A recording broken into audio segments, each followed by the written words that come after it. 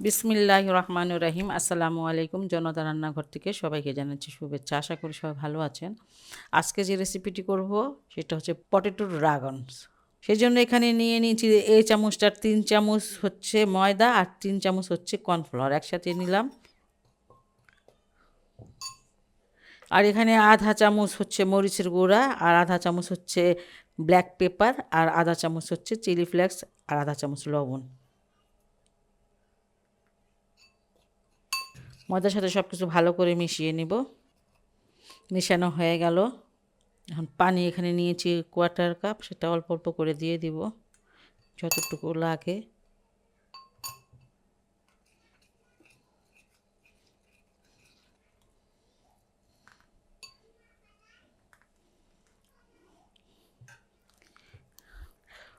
Quarter কাপই পানি লাগবে।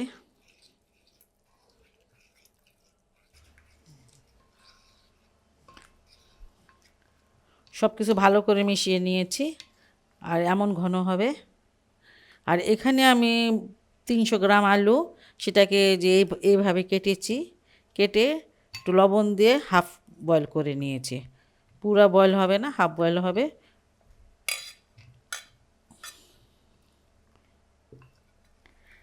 লবণ দিয়ে কিন্তু বয়েল করেছি। খুব ভালো করে কোট করে নিতে হবে।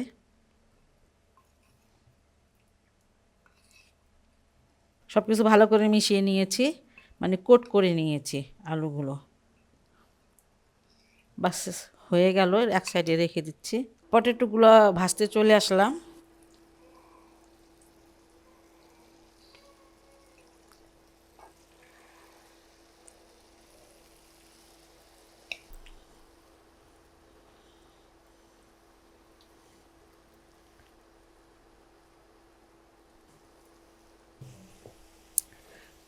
পনেরো মিনিট প্রায় হয়ে গেল, এগুলো ভাজতেছি। একদম ক্রিস্পি করে ভেজে নিতে হবে। ভাজাটা হয়ে গেল, এখন আমি এটা নামিয়ে নিচ্ছি।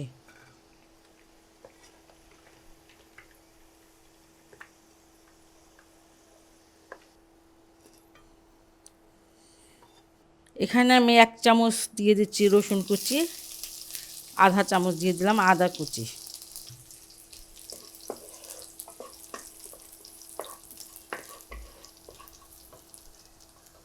এটার সাথে আমি দিয়ে দিচ্ছি বাদাম, এটা চীনা বাদাম, 1 চামচের মতন হবে, 1 টেবিল চামচ। এখানে আপনারা কাজু বাদামটাও দিতে পারেন, আর যদি না চান তাহলে কোনোটাই না দিতে পারেন, না দিলেও ভালো লাগে। যাই হোক, বাদামটাকে একটু ভেজে নিচ্ছি। বাদামগুলো রোস্ট করা হয়ে গেছে। এখানে আমি দিয়ে দিচ্ছি 1 টেবিল চামচ, এটা হচ্ছে গাজর।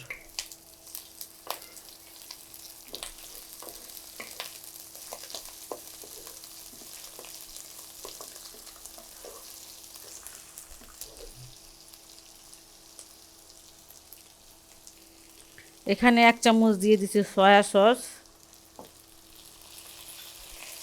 1 চামচ দিচ্ছি টমেটো সস। এখানে আমি 1 চামচ দিয়ে দিচ্ছি চিলি সস।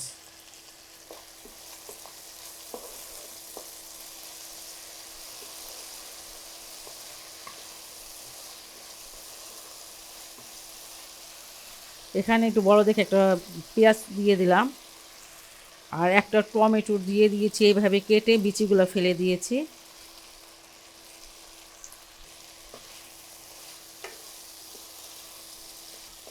আমার বাসায় এই সবজি ছিল, এটা দিলাম। আপনারা কিন্তু ক্যাপসিকাম, তারপর আপনারা যা যা ভালো লাগে সে সবজিটা দিতে পারেন, একটু নরম জাতীয় সবজি।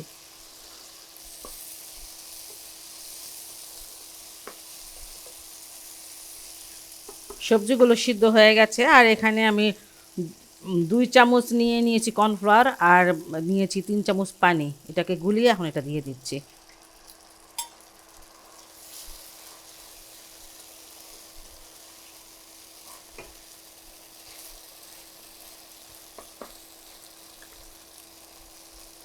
এবার আঁচটাকে বন্ধ করে দিব।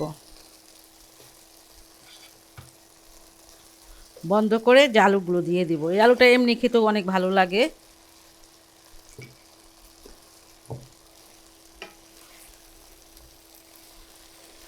আর এগুলো সুন্দর করে সব আলুর সাথে মিশিয়ে নিব। আঁচটা বন্ধ করেই দিবেন যাতে আলুটা সফট না হয়ে যায়, ক্রাঞ্চি যেন, ক্রিসপি যেন থাকে। সফট হয়ে গেলে খেতে ভালো লাগবে না। আর এটা হয়ে গেছে, এটা এখন আমি নামিয়ে নিচ্ছি। এই অল্প একটু সময় একটুখানি মিশিয়ে নেবেন যা যা দিয়েছি সেইগুলো। ব্যাস এটা হয়ে গেল। খুবই সহজ, খুবই টেস্টি একটি রেসিপি। বাসায় এটা অবশ্যই আপনারা ট্রাই করতে পারেন। আর যদি এই রেসিপিটা আপনাদের ভালো লাগে তাহলে অবশ্যই আমার চ্যানেলকে লাইক, কমেন্ট, সাবস্ক্রাইব করবেন। সবাই ভালো থাকুন, সুস্থ থাকুন, নিরাপদে থাকুন, এই দোয়া করি। আল্লাহ হাফেজ।